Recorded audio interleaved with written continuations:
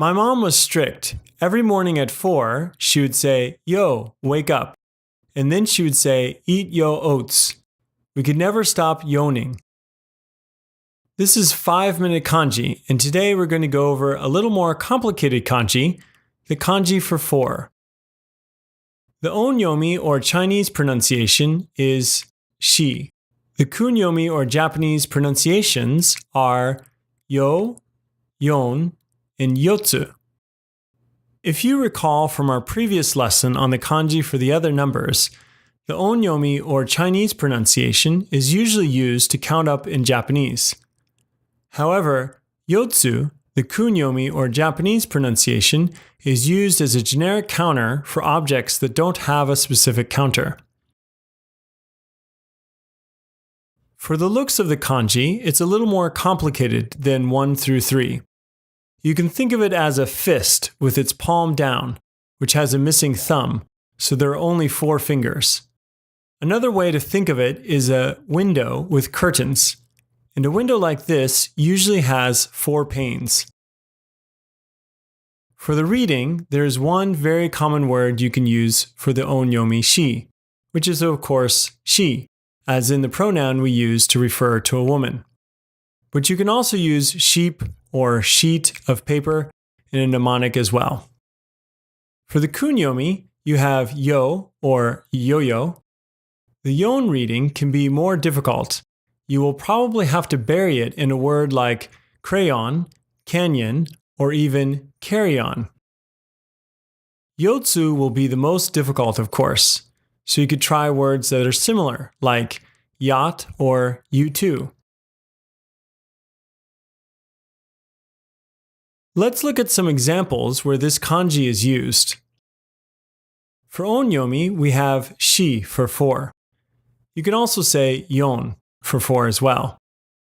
Keep in mind, though, that the kanji is rarely used in everyday situations. You will most likely only see it on formal documents, awards, or price lists at old-fashioned Japanese-style restaurants. You might also see it for April, shigatsu, on a decorative calendar, for example. To talk about 3 people, we use the onyomi san, but for 4 people, we actually use the kunyomi yon. So we would say yonnin. In fact, if you use the onyomi and say shinin, you are actually talking about a corpse or a dead person. Since 4 and death share the same onyomi reading, people in Japan tend to avoid giving 4 of anything and will often use 5 yen or 50 yen coins at shrines in order to avoid the bad luck associated with giving something in 4s. One of the common jukugo that regularly use the kanji for 4 is shikaku, or square.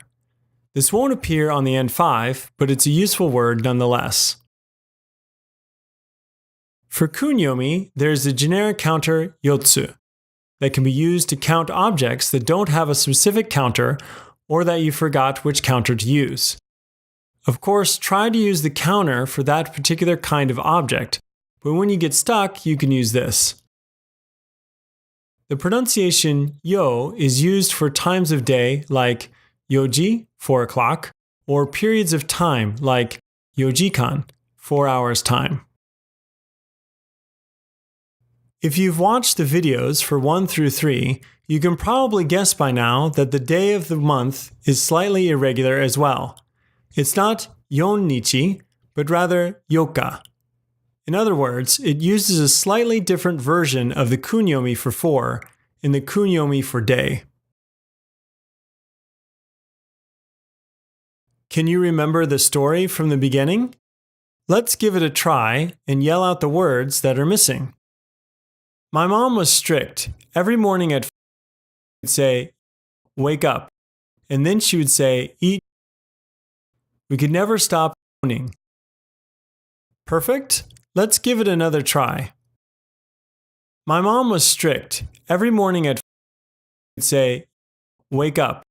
And then she would say, "Eat." We could never stop yawning.